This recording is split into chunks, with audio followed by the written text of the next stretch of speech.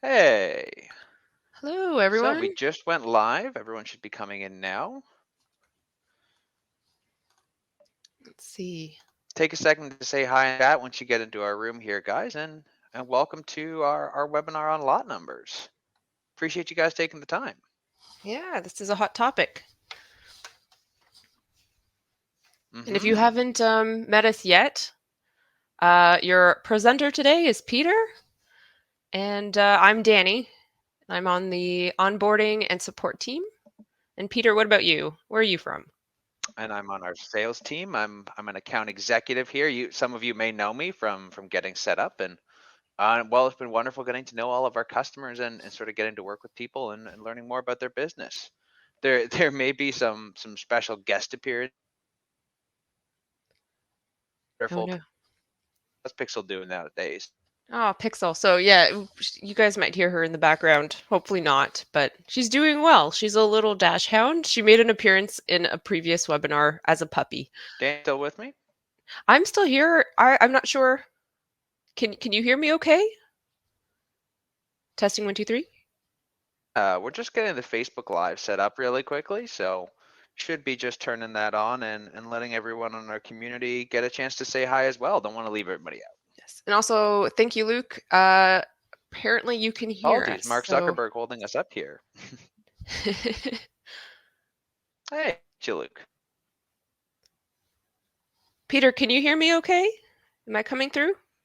And don't worry for everyone if you need to step away or if you need to, yeah, you're stepping through okay, Danny. But if you need to step away, if you have another meeting or an appointment, we are recording and we will be sending out a replay of all of this. This will be available on our YouTube channel as well. So, happy to have everybody here and thanks so much for all the live questions if you guys are going to be hanging out with us. But just in case you guys need to step away, don't worry too much about it.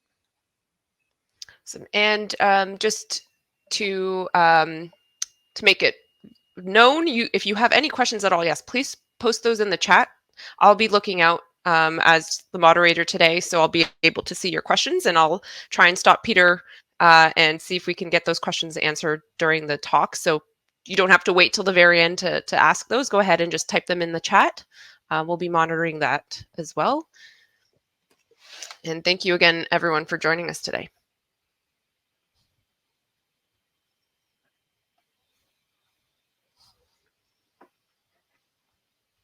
Also, if you're not comfortable for whatever reason or you'd rather have a bit more of an in-depth conversation, feel free to go in and actually reach out directly to our team afterwards. Be more than happy to go in and work with you directly, go in and do a call or a screen share, something like that to work through any of your lot number questions. Sorry, Donna, are you still hearing us okay? Benny, are you okay with us here?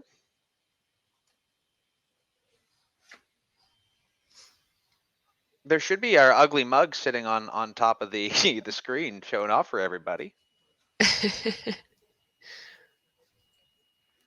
We'll give it a reshare here. Give technology 1 second to catch up quickly.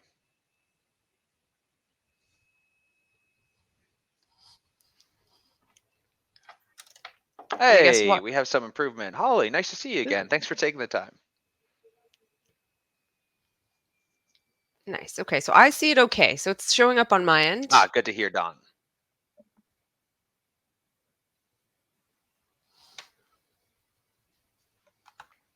Okay, so it's looking good. For me, at least. Okay. So let's get started with a little bit about today's topic. Today, we're going to be going over lot numbers and how you can track a lot of those through inFlow, through various different stages of the process, from purchasing, a bit about manufacturing, and how inFlow is going to factor that into picking all of your different items and organizing how you're fulfilling those orders. Danny, do you mind unmuting your mic real quick? I think we're getting some static back there. Is that a little bit better? Yeah, you'll just have to keep your mouth quiet. It's okay. Gotcha. So there are a couple of things that I do want to talk about here. It's why should you care about lot numbers, how you create them, how we'll go through end-to-end tracking about all the different parts of this and how you can know who's getting what customers, what assemblies, etc. And we'll have a little bit of time for Q&A at the end. If you do have any questions, as we mentioned, feel free just to pop them in the chat there and we'll sort of go through them as we go. So what are lot numbers?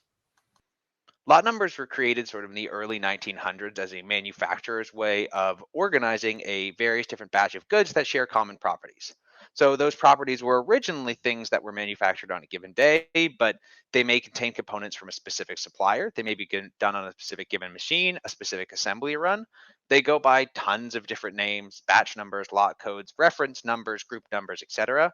And since then, they've actually grown to expand into lots of different industries covering food and drug, retail, obviously automotive parts, and a lot of the technology that we use today. So they're pretty common throughout a lot of different industries. And I mean, for the short question of why should you care, the answer is you might need to. For lots of reasons like compliance for local government, the FDA and its international counterparts, there's tons of regulations in place on a wide variety of goods that may be something that you guys actually produce. And I suggest looking up your local regulations, whether it be state, provincial, or your actual national regulations to see how your business falls under this, because there may be specific ways and specific naming customs and systems that your lot numbers need to be under that we might not know. So be sure to go and check those out. But one of the main reasons of why you really should care about lot numbers and why they're so important is because they're just such a fundamental part of being compliant as an industry, and they're so key to controlling all those sort of different areas. Now, there's tons of other reasons why, and the main one here is quality control. It's sort of the original reason why lot numbers were created in the first place. It is sort of the original founding purpose of them. And whether they be for controlling recalls, for keeping your vendors accountable for specific actions, tracking material variation, this can really help you get and understand problems a bit quicker. So for the sake of using lot numbers throughout the rest of this process, we're going to see how you can identify batches of products based on, those specific characteristics we talked about and any of the errors that might have come from them. Track any affected customers that may have actually received those specific goods, what orders they went out to, what people, and easily be able to do a recall without affecting more products than you need to, and also to get to understand what those common characteristics are. Was this done by a specific employee, a specific vendor, a specific machine, and get down to the root causes of those issues so you can easily contain any of these problems before they get out of control. So, how do I actually start creating and managing these specific lot numbers? The really important thing, and the thing that I want to make sure we keep on here, is to keep your namings consistent and keep it very straightforward. So standard practice for all these is to choose a date of your lot that you're handling, be it the date that you receive the items, the date that you manufacture the specific batch of goods, the date that you actually purchase them. And you can sort of name those in a number of different ways, be it sort of the year, month, day, just the actual date of the year being, maybe the year 21. May 10th is the 130th day of the year, so you can start to work down that. There may be, again, specific regulations or specific compliance requirements that you have for local governments that we might not know, and those might control and dictate how you name and handle your lot numbers. But for the sake of this, really what's important is keeping something that's consistent, keeping it straightforward, keeping it easy to remember and track and maintain, so that it's something that you can do for all of your items across everything. Now, you can also start to include things like certain key characteristics that may define this particular batch of goods and separate it from others. Morning, Jose. Thanks for coming in here. So, for example, I've gone and added in a specific example saying 2021 0510 being May 10th, 2021. And I've gone and done ABC for machine ABC. Now, obviously, this is a pretty simple example with the probably a bad name for a machine, but you can start to do and control things like maybe the colors of which you've gone and done, maybe a project that it's being used for, or maybe a specific characteristic about one of the variants, call it version 2, version 3, version 4 of a specific product. And that's really going to help you to separate and narrow down all the different potential root causes of issues or potential variations in what's going on. So to start tracking the actual lot numbers in inFlow, what we want to go and do is start by renaming the actual sublocation field to lot number. Now, obviously, sublocation is found in a couple of different places. whether we're doing transfers, whether we're running specific reports, and we're going to make it speak our language of lot numbers by renaming and changing all of those to make sure that inFlow is actually speaking the way we're speaking. Now, my colleague and I, Dani, can link you guys out to the specific steps on where to do this, and feel free to come in and ask us politely how else you guys can rename these things. On top of this, with inFlow, you can actually rename any of the other fields within the program, be it reports, be it sales orders, etc., and really customize and tailor the program to talk like you guys do. So once you actually rename that, you'll now see the option, as you can see at the bottom of my screen there, to receive your new lots as you purchase them from your suppliers. Oh, thanks, Dani. Appreciate you putting that in the chat there. Everyone check it out in the chat how to rename the different fields so you guys can actually do it on your own accounts. So when you place this purchase order to one of your different suppliers, you're going to have the option to receive this batch into a specific area, a specific lot number of the program. So that field's actually going to be a blank text field. You can either choose from a list of pre-existing ones. Maybe you want to go in and make all of your batches ahead of time. Maybe you know what the lot names are going to be. You know this naming system, so you're prepped ahead of time. Or maybe you're going to go in and choose the naming system that I was recommending about doing the specific date. And in this case, I know I'm receiving 10 of product A, bring them into my main warehouse. So I've gone in and put in my lot number 2021 0510 for May 10th and gone and received it on that specific date. Once I have that received, when you go to one of your products page and you're actually checking out this stock, you'll be able to see not only all the stock of that batch you just received, but any of the individual lot numbers that you have across all of your different products, across all of your different pages. Oh, sorry, you having trouble seeing the screenshots there, Hosea? Apologies, I don't know if there's a way to actually improve it. It may be something going on with the stream. Are you okay to see just a little bit of this now? And again, feel free to reach out to us a bit later on. We're happy to go through this on your own database as well. So if you're having any trouble taking any of this home, maybe the replay will be a bit better, or you can reach out to our team as well. So now that we can see the breakdown of the lots, the product stock, when you can actually see everything that's going on, when you go to fulfill any of these particular orders, you'll be able to, oh, excuse me there, you'll be able to go and pick from a specific lot. As you can see in the top right there, it's actually gone and chosen from my 2021 0510 lot, and it'll automatically pull from your oldest lot first to fulfill any of the sales orders, any of the transfers, adjustments that you're actually taking out of stock. And this is because of how inFlow does picking priority. And this does it in an alphanumeric order. So for example, A1, A2, then B1, B2, etc. down the line. Using that naming system that we went over a bit ahead of time with the actual dates being used as lot numbers, you'll always be able to pick from your oldest stock first. Now, this is going to be your default setting in inFlow. This is going to be automatically what it's turned to when you start off your new account. So when you pop into your company settings, you'll see this option for picking option, and it's going to say in the alphabetical order there. I'd recommend keeping this unless your lot naming convention requires you to do something different and needs that you change it into something else. But in this way, inFlow is always going to pull from your original lot, whether that be what's expiring first, what you received first, what you manufactured first. It's always going to be pulling in that order. Also, if you're using our mobile app to go and do your actual sales order picking, inFlow will route you to which lot you should pick, again, in that alphanumeric order. So really what you're going to be seeing as you go in through it is, where am I going in my warehouse? What item am I grabbing? How much of it? And in this case, I have my 05321. It's telling me what lot I'm supposed to go and pick for this particular item, how many I need to go and grab, and sending me along my way. But this doesn't cover some of the elements of lot numbers working specifically with manufacturing here. So as you guys are building out various different products, what you'll find you really want to track and be on top of. Apologies, mic issue there, I'm back.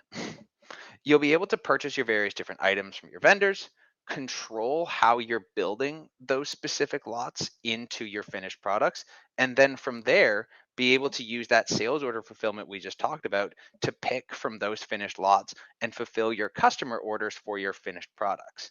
So this is going to be sort of an extra step in a three-step process, and we'll dive into it now. Now, if you guys have any questions about what we've gone through so far, the picking order, feel free to pop them into chat, and my colleague Dani will read them out. Yep, and we actually have a question here. Is there a way to Mhm. auto-assign lot numbers? Unfortunately, not right now. There is a way of creating a default lot number. So you can create one that is sort of preempted for all of your items, and you could vary that before each manufacture run, before each production, receiving, etc. But unfortunately right now there's not a way of defaulting to a sort of increasing lot number trend, and the reason for that might be, again, how you guys have to name your lot numbers, the compliance for various different regulations, and how we don't want to be the ones controlling naming of something that may not be accurate. Awesome, and I think that's everything for now. Okay. So the first step when you guys are going to be going in and making this is to create a work order to reserve the items that you want to use for this build. And you can see at the top there, I've got my assembled by, I've got project number, I've got department. These are custom fields that you can actually add to inFlow that you can specify if you want to record any of those specific characteristics about this lot I was sort of talking about earlier. In my simple example, I've got that machine ABC. This might be something like a vendor variation, a project revision, version 2, version 3, anything like that that would be specific and important to record, you can pop it there, right there at the top. You then want to obviously go in and pick from the various different components. That same picking priority for the raw components that we had on the sales order is going to apply here. So it's always going to be grabbing from your oldest lots first and building out everything that you want to go in and move for this. And again, use the custom fields, use the descriptions, control any of the different variations and characteristics you want to track.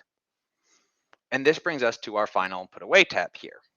In my example, I'm putting away the sample kit pack, and I've gone and named my new lot number for this 2021-0511 ABC.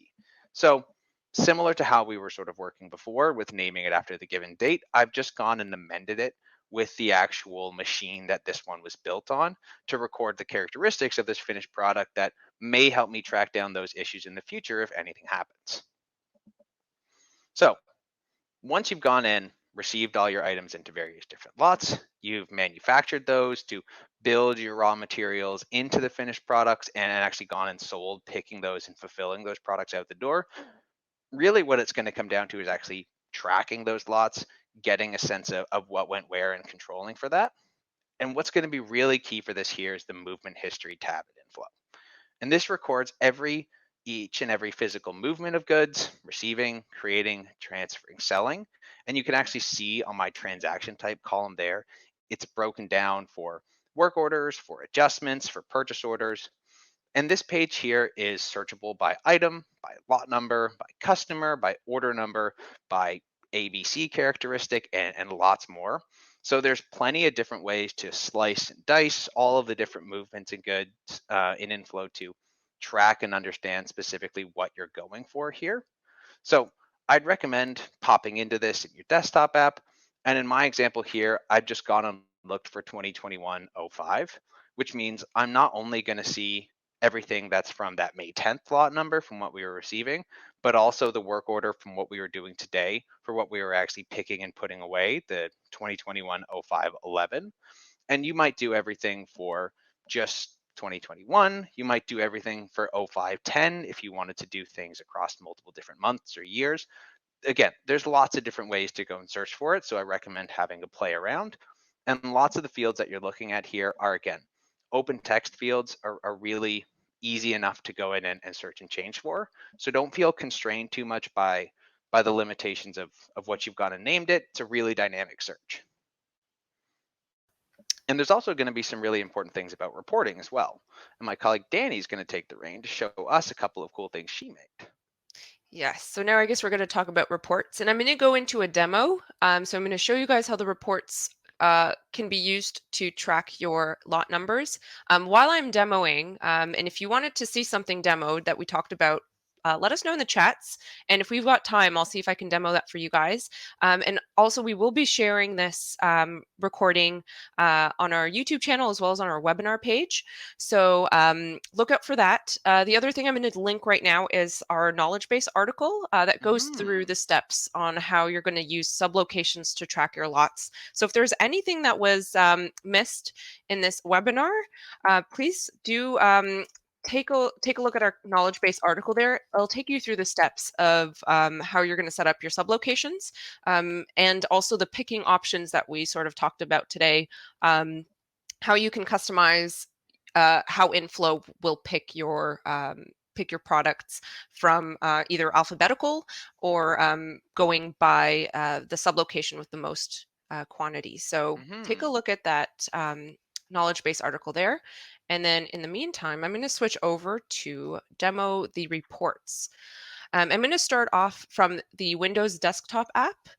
I'm sure a lot of you have probably installed that already, so you should be familiar with that. I'll also show you how you can run a report on the web app in case you're not using inFlow on a Windows computer.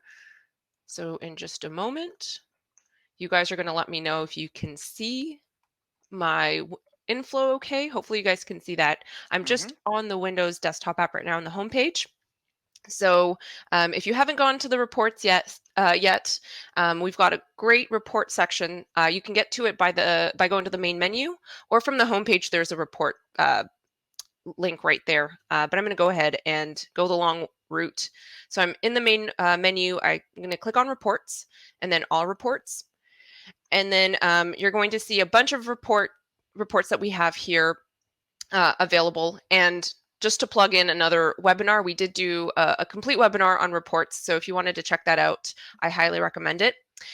In our case, some of the reports that we want to look at are going to be the reports that allow us to filter by sublocation. So basically, the way that we're tracking lots in inFlow is using the sublocation field to track the lot number. So we want to find reports that we can filter by sublocation, or at least be able to generate sublocations on, or in this case, lot numbers. Now that we've renamed our sublocation field to lot numbers, we'll want a report that shows that. So one of the most useful reports for that is going to be the inventory movement details report. So what I've done is I've clicked into my inventory reports, and it's just expanded all of the reports that we have available for that section. And we're going to go to the inventory movement details report. So I'm going to click on that. And it's going to look a little bit different from the web app, and I'll show you how you can generate this report from the web app as well. But in the Windows desktop app, this is what your report's going to look like. And if you've never run the report before, you might see it look something like this. So it's going to be a little bit less expanded, but you're always going to start with your filters at the top here. So for example, you can filter for a specific product. And I've got a specific product that I'm tracking by lots. So I'm going to go ahead and filter this report for just that product. And the product that I'm tracking by lot is my vanilla ice cream. So I'm going to go ahead and create a report just for this one item. The other thing that we can filter this report by is the transaction type. So if you wanted to see all the purchases or the purchase orders that were made for that specific lot, or whenever I've received that item, I might want to filter this report for just the purchase orders. But in this case, I'm going to go ahead and select for all of my transaction types. The other thing that you can filter by is by lot number itself or by sublocation. So if I wanted to filter for a specific lot number, I can change my filter field to lot number and then type in a specific lot number to do that. I'm going to just filter for all of my lot numbers, so I'm not going to enter anything into this field. And there's other filters that you can all apply as well. So there's lots that you can do with reports in inFlow. The important part, though, is we want to be able to see the lot number on our report. So we're going to click on More, and that gives us some more display options. So the most important part of a report, in my opinion, is this columns dropdown. If you click onto that, you're going to see all of the columns that you can generate on that report. So if you're ever exploring our reports and you're looking for a specific report that can generate a specific type of data, you might want to go into the columns dropdown just to see that that data type is available. So we can see here, there's that lot number that we're looking for. So I'm going to go ahead and check that off because I want it to be generated on the report. And then we have some other optional display options that we can apply. So we can group the report in a specific way. I'm going to group this specific report in no, no particular way. So I'm going to just set that to none. And then we can also sort the report. I want to sort it by lot number. I want to be able to see it sorted in that way. So I'm going to go ahead and select lot number in my first sort by field. And now I'm going to generate my report. So there's a lot of setup that you can do and to sort of customize the look of your report and the type of data that gets generated. But what's really great is that we can use this inventory movement details report to generate all of the transactions that occur from a specific lot or to a specific lot. So if you're receiving and purchasing items to that lot, you can see that from this report. And it's very much similar to the movement history tab that Peter just went over, where it's going to show you a list of transactions that occur to and from that lot. So here's my report for my vanilla ice cream. We can see there's my lot numbers right here. So it's sorted by lot number. So it's in alphanumeric order right now.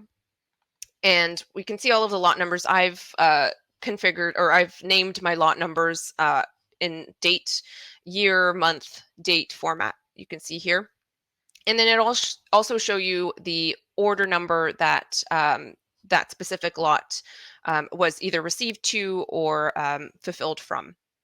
So you can basically track the movement of your products into lots and from lots. So this is a very, very useful report. As I mentioned, it's very similar to the movement history tab that Peter showed us earlier. And I'm just going to demo that really quickly just so that you guys can see what that looks like. So there's my vanilla ice cream. I'm just going into that product record. And you guys can see that I'm tracking by lot number here. I've renamed the field. And then I've got that naming convention using dates. And then there is that movement history tab here. And we can actually filter this movement history. So it's very similar to that report that I just ran. And we can also filter this movement history tab by lot number as well. So for example, I can do 2020. See if I've got any lots here. So you can quickly see the movement of your product from when you receive it into a lot and when you sell from a lot. Mm-hmm. And that's the inventory movement details. There's a few other reports that you can use to get this sort of information that has the sublocations included as part of the report, or in our case, lot numbers. I'm going to just show you how you can do this from the web app very, very quickly. There's also So, two great things just oh about yeah. reports, Danny, while we're here. Hmm. It's really interesting that you see the add to my reports button right in the bottom left. Ah, So yes. once you actually go and save all of these different lot numbers, you've organized how you're sorting it, etc. Once you add it to your reports, you don't have to go through and do all those annoying settings every time. It's a set it and forget it. And you'll find them in a section called My Reports whenever you want to go and look for them. Also, every time that you need to share this information, you need to send it off to anyone who's asking questions about it, or sort of maintain that audit trail. There's a save as right there at the top, and you can actually choose to save it as CSV. So when you go in and send this out, you can have it directly as Excel data and fire it off to anyone that would be relevant, be it an accountant, be it a tax statement, etc., and make sure that you're getting just the relevant information by controlling for the report there. So really easy to get the specific information that you're looking for out the door all the time. Yeah, nice. Those are great tips too. Especially working with reports in Excel can be a little bit easier because you can manipulate data a little bit more. So great tip there to export your reports into CSV.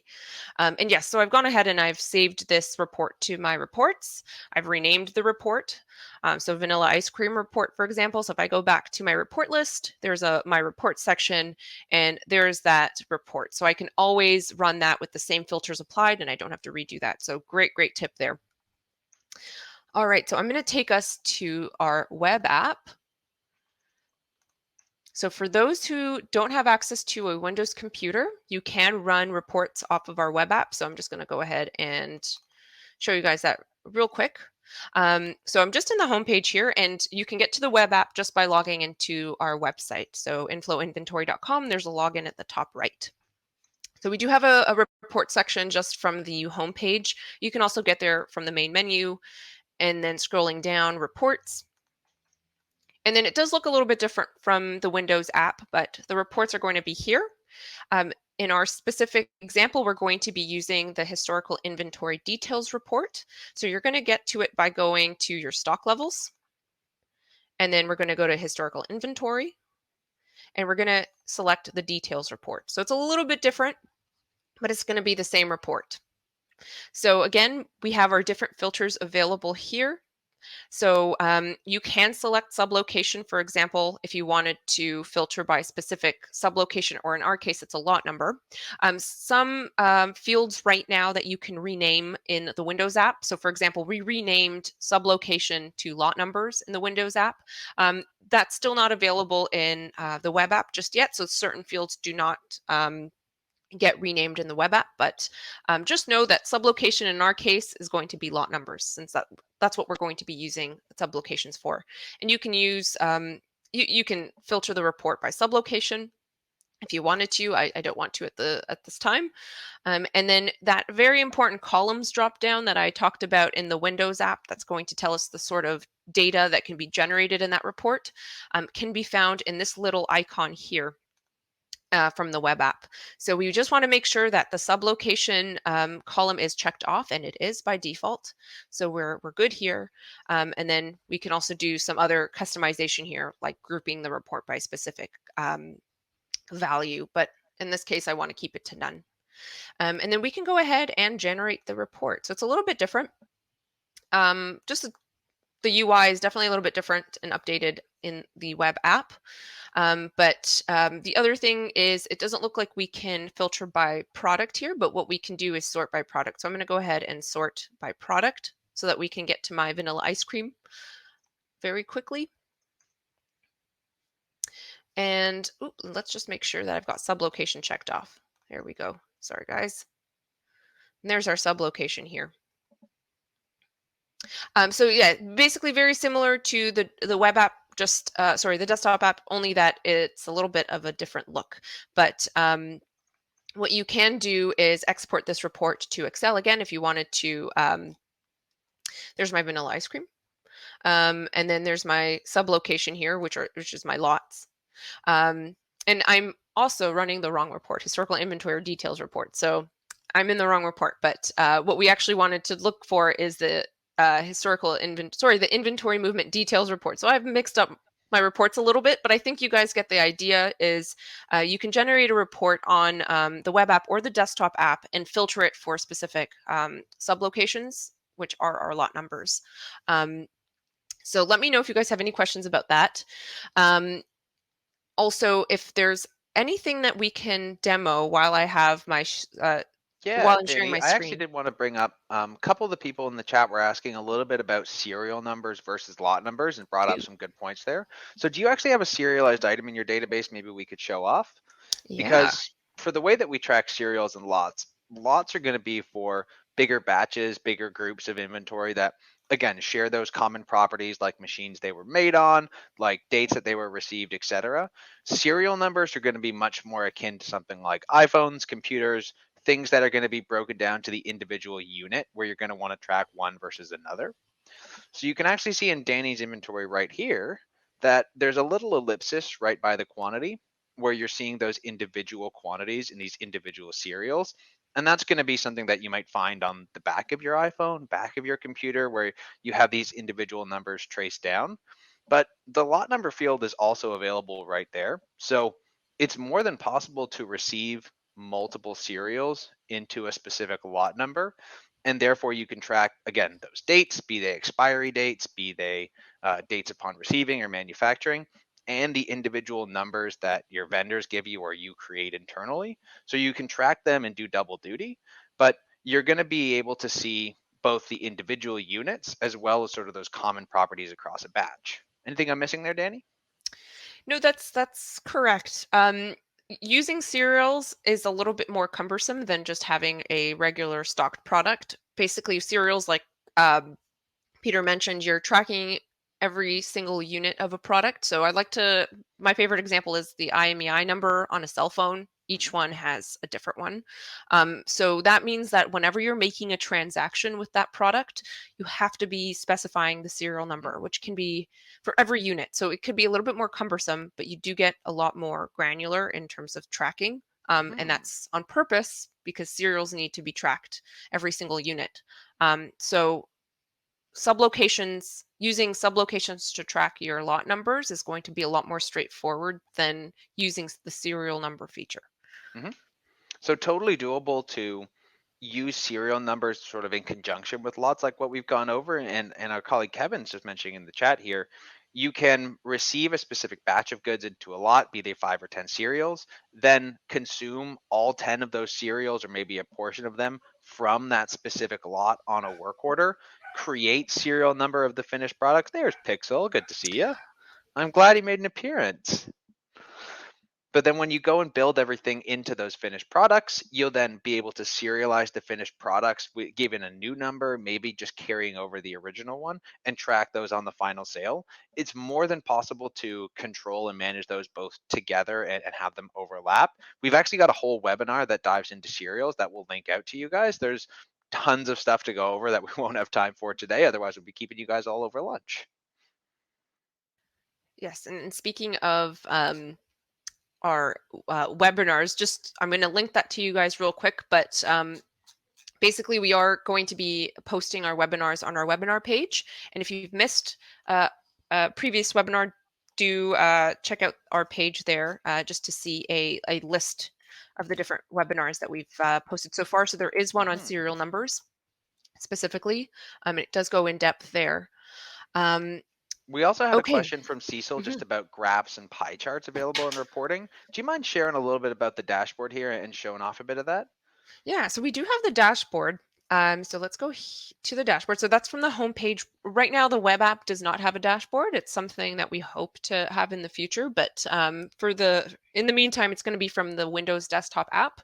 So you're going to go to your homepage or the main menu, and then General Dashboard. And there's also a dashboard link right here from the homepage. So the homepage, sorry, the dashboard allows you to run certain reports. And you can select the type of report that you'd like to visualize your data. Mhm. So, for example, if you want to do a pie graph, you can do that. And it's not going to be all of the reports that are available in our dedicated reports section, but you're going to have certain reports that you can run from the dashboard. Sales completed, for example, over a period of time. This has more to do with, I guess, the financials and less with inventory here, but you can run certain reports, not all reports. What I would recommend if you are looking to do something a little bit more or something different with our dedicated reports is to export them to Excel and then use the data there Mhm. to make the report that you like. Um, so I think that would be probably the best way to go about it. One of the really great things though that you'll find on the dashboard is just this little outstanding section in the bottom left there everyone's seeing. So from there you're going to have different jumping off points that you can use to pop in and see things like unfulfilled sales order, uninvoiced, maybe owing. They could be products to reorder, purchase orders that are overdue. It's going to be a good point to jump off and see various different lists that you're going to want to go and interact with. So it's a nice place to see maybe at the beginning of the day, maybe once a week or so, where you can go and then jump forward from there. And also this top 5 products right over on the right hand side, there's a little drop down arrow that Danny's going to point to right now, I say hopefully, where you can see things like sales orders with biggest profit, customers with biggest sales, and you can start to look at either your best or worst moving items, products, vendors, customers, etc. So you can get a lot of quick high level insight into things that and trends that may be important to you guys. It's not going to be as granular or as detailed like Dani was mentioning about the reports about exporting, etc. But it's a really good place to start, and then from there go and get obviously more information. And you can definitely use the information for accounts receivable and accounts payable. We have an integration with QuickBooks that we actually have a whole webinar that goes over as well. Again, lots of stuff to talk about there. And there's lots of different ways of managing due dates, overdue invoices, customer payments, and recording those. And we do have an integration with inFlow Pay where you can allow your customers to pay you via inFlow, either through our showroom or through our just sending out invoices directly to them. Not enough time to dive into all that stuff today, unfortunately, but please, please, please feel free to reach out to us directly, post on the community, and work with us. We're more than happy to answer any questions. Yes. And I guess just before we switch off from screen share, I'll ask just one more time if there's anything you guys wanted to see demoed for the lot numbers specifically, or if you have any other questions that you'd like to ask, please do. We may not have enough time to dive into it, but we'll be happy to give it a shot. Going once, going twice. All right, sold. All right. Well, now is Okay. usually the time where I say that, hey, we should have a nice Q&A if anyone has any questions, but we've kind of been doing that for a while, so I'll leave all the questions there. I do want to just share quickly a couple of different ways to reach out to us, just in case people are sort of interested in getting in touch with us. Again, lots of different ways to, none of them is worse than the other. And we'll share all these links with you guys directly, but there's our Facebook community where you guys can go and pop in there. We have a YouTube channel with where our webinar series is going to be, where this video is going to be posted, and again, with all sorts of helpful tips there. Or you can go directly to our website and go and contact our support team. It has stuff like our knowledge base full of different articles and helpful information there, and our wonderful team that's more than happy to help. There's a little live chat right on our website, right in the bottom right-hand corner. Please don't be a stranger. Please come and say hello. And really thank you guys all for taking the time and enjoying it. Dani, as always, lovely to see you, and thank you for taking the time here. Well, have a great rest of your day. Yeah. Thank you, Peter, for running it. And great to see you and everyone else in chats. And yeah, have a great rest of your week, everyone. Bye, friends. Thanks so much. Bye now.